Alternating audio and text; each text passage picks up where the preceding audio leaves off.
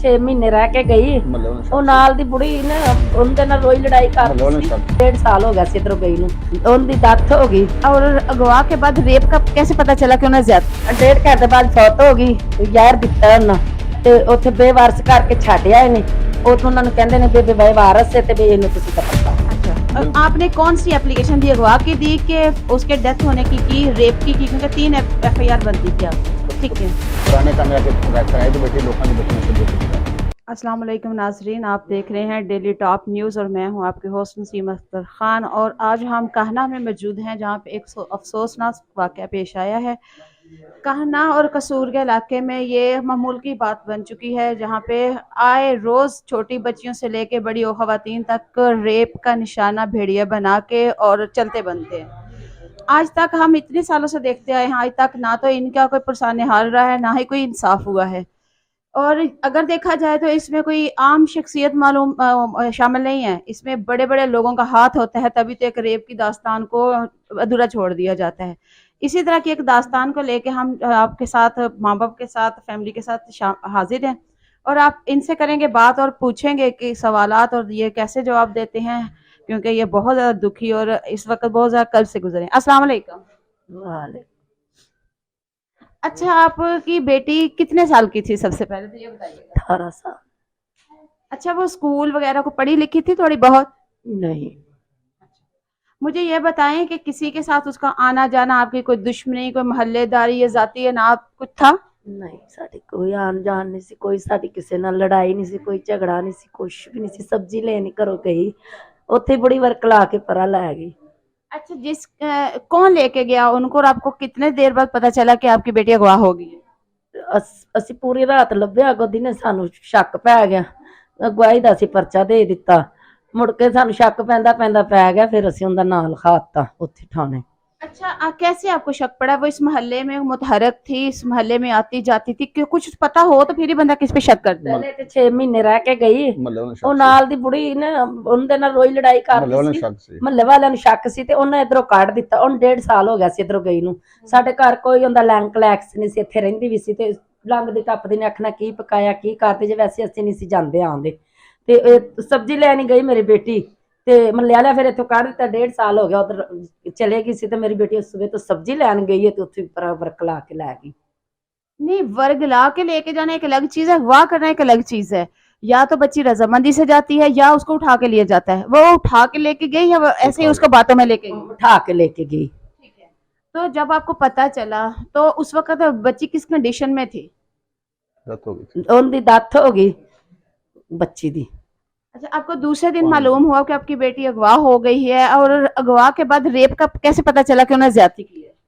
ਉਹ ਫਿਰ ਮੁਜਰਮ ਉਹਨੇ ਚੁਕਾਏ ਨਾ, ਫਿਰ ਉਹਨਾਂ ਆਪ ਹੀ ਦੱਸਿਆ ਵੀ ਇਸ ਤਰ੍ਹਾਂ ਅਸੀਂ ਜਾਸਤੀ ਕਰਕੇ ਅਸੀਂ ਹਸਪੀਟਲ ਛੱਡ ਆਏ ਆ। ਤੇ ਮੁੜ ਕੇ ਨੇ ਆਖਿਆ ਮੈਂ ਤੁਹਾਨੂੰ ਉੱਥੇ ਪਤਾ ਚੱਲਿਆ ਗਏ ਆ ਤੇ ਉਹਨਾਂ ਕਿਹਾ ਵੀ ਡੈਥ ਹੋ ਗਈ ਤੇ ਅਸੀਂ ਦਫਨਾ ਦਿੱਤੀ लावारस करके। नहीं, मेरी बात सुने ना, ज्यादती के बाद वो जिंदा को फेंक के आए कि मुर्दा को फेंक के आए? जिंदा को। जिंदा को फेंक के आने के बाद वो कितने दिनों बाद मरी और उसके मरने के बाद आपको किसने बताया या किसी ने एक ना मुर्दा खाना होता है, वहां पे लावारिस लाश को कई दिनों, कई महीनों, कई सालों के लिए रखा जाए जब तक उसके वरसी ना है। तो आपको कितनी देर वो मरी और कितने दिनों बाद उसको दफन किया? 1.5 घंटे बाद फौत हो गई। ਜ਼ਹਿਰ ਦਿੱਤਾ ਉਹਨਾਂ ਤੇ ਉੱਥੇ ਬੇਵਾਰਸ ਕਰਕੇ ਛੱਡਿਆ ਇਹਨੇ। ਉਹਨਾਂ ਨੂੰ ਕਹਿੰਦੇ ਨੇ ਬੇਬੇ ਬੇਵਾਰਸ ਹੈ ਤੇ ਵੀ ਇਹਨੂੰ ਤੁਸੀਂ ਦਫਨ ਕਰ ਦਿਓ। ਸਾਨੂੰ ਫਿਰ 4 दिन बाद 5 दिन बाद ਪਤਾ ਲੱਗਾ। ਅਸੀਂ ਲੱਭਦੇ ਰਹੇ, ਫਿਰ ਜਦੋਂ ਫੜੀ ਗਈ ਫਿਰ ਉਹਨੇ ਸਾਨੂੰ ਸਾਰੇ ਟੇਵੇ ਦੱਸੇ ਨੇ। ਫਿਰ ਹਸਪਤਾਲ ਅਸੀਂ ਪਹੁੰਚੇ ਆ, ਉਹਨੇ ਆਖਿਆ ਵੀ ਅਸੀਂ 1 दिन ਹੋਰ ਰੱਖ ਛੱਡਿਆ ਸੀ ਵੀ ਵਾਰਸ ਆ ਜਾਣਗੇ, ਲੇਕਿਨ ਤੁਸੀਂ ਨਹੀਂ ਪਹੁੰਚੇ। ਪੁਲਿਸ ਵਾਲੇ ਆਖਿਆ ਵੀ ਇਹ ਬੇਵਾਰਸ ਹੈਗੀ, ਇਹਨੂੰ ਦਫਨਾ ਦਿਓ। अच्छा, यहाँ पे एक चीज मैं आपको बताती चलूं, आप अभी भी अगर कोई दरखास्त देते हैं तो उस बच्ची की कब्र कुशाई हो सकती है, उसको दोबारा से कब्र से निकाला जाता है, आपके सुपुर्द किया जा सकता है। ये अल्लाह का कानून भी कहता है और इस मुल्क का कानून भी कहता है। आपने ऐसी कोई अप्रोच नहीं की? नहीं, ਅਸੀਂ ਕਿਹਾ ਹੈ, ਅਸੀਂ ਆਖਿਆ ਵੀ ਤੁਸੀਂ ਸਾਨੂੰ ਕਬਰ ਦਿਖਾ ਦਿਓ। ਸਾਨੂੰ 5 ਦਿਨਾਂ ਬਾਅਦ ਉਹਨਾਂ ਕਬਰ ਦਿਖਾਈ। ਅਸੀਂ ਗਏ ਆ ਕਮੇਟੀ ਘਰ ਗਏ, ਉਹਨਾਂ ਸਾਰੀ ਉੱਥੇ ਫੈਲ ਬਣੀ।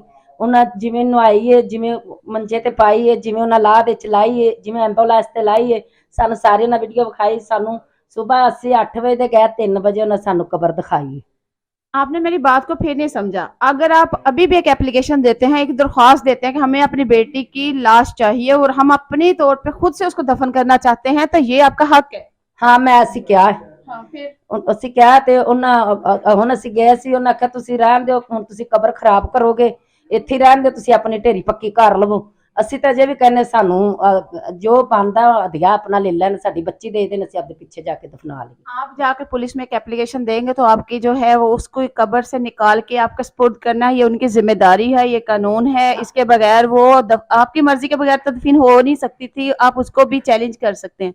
ठीक है, इसी के साथ मैं आपसे सवाल करती हूँ। आप मुझे बताएं कि जब आप पुलिस के पास गए तो आप पुलिस का रिएक्शन क्या था? साढ़े बर्ताव पुलिस का अच्छा नहीं सीगा। अच्छा, बिल्कुल। आपने कौन सी एप्लीकेशन दी, अगवा की दी कि उसके डेथ होने की रेप की क्योंकि 3 FIR बनती थी आपकी? सर ਅਸੀਂ ਨਾ ਉਹਨੂੰ ਅਗਵਾਈ ਦਿੱਤੀ ਹੈ 365 ਦੀ। हम्म 365 ਦਿੱਤੀ, ਸਾਨੂੰ ਠੀਕ 4 ਦਿਨ ਬਾਅਦ ਪਤਾ ਲੱਗਾ ਕਿ ਤੁਹਾਡੀ ਬੱਚੀ ਨਾਲ ਰੇਪ ਹੋ ਗਿਆ। ਰੇਪ ਤੋਂ ਬਾਅਦ ਉਹਨਾਂ ਬੱਚੀ ਨਾਲ ਜ਼ਹਿਰ ਦੇ ਕੇ ਮਾਰਤਾ ਹੈ ਤੇ ਡੈਥ ਹੋ ਗਈ ਬੱਚੀ ਦੀ।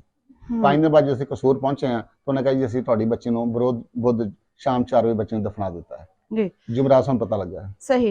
आपने ये मालूम किया जो उन्होंने एक होता है पुलिस का एक इन्वेस्टिगेशन प्रोसेस होता है जिसमें वो सारे लोगों का जिसे कि आप लोग आम जबान में मुलाजा कहते हैं, वो करवाया?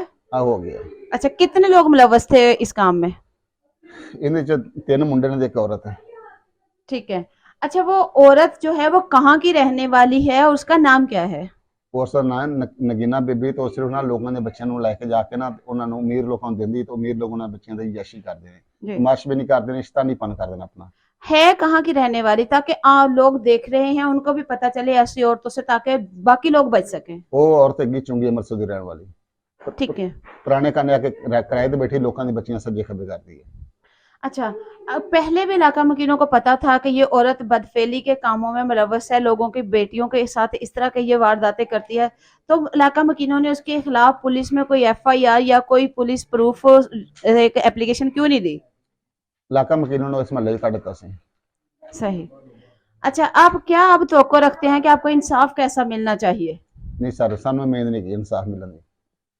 ਪੁਲਿਸ ਬਹੁਤ ਨਕਮੀ ਹੈ, ਅਮਲਾ ਠੀਕ ਨਹੀਂ ਗਾ। ਹੁਕੂਮਤ ਪਾਕਿਸਤਾਨ ਖੁਦ ਕੇ ਸਾਨੂੰ ਇਨਸਾਫ ਨਹੀਂ ਦੇ ਸਕਦੀ।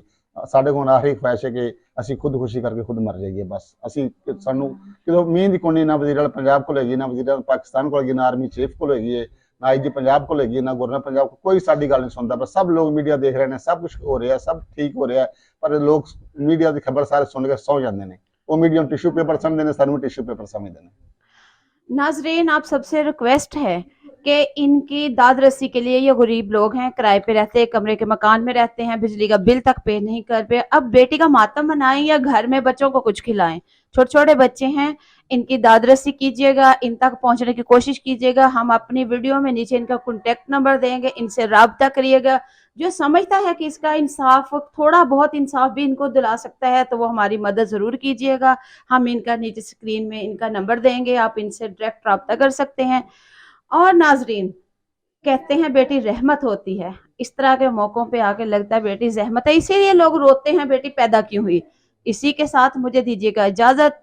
कमेंट्स बॉक्स में बताइएगा कि आप वीडियो को किस एरिया, किस जगह से वॉच कर रहे हैं, और कमेंट्स बॉक्स में ये भी बताइएगा कि इन मुजरमों की जो बेटी के साथ रेप कर गए हैं, इनकी सजा क्या होनी चाहिए, ऐसी औरतों को कैसे अंजाम तक पहुंचाया जाए।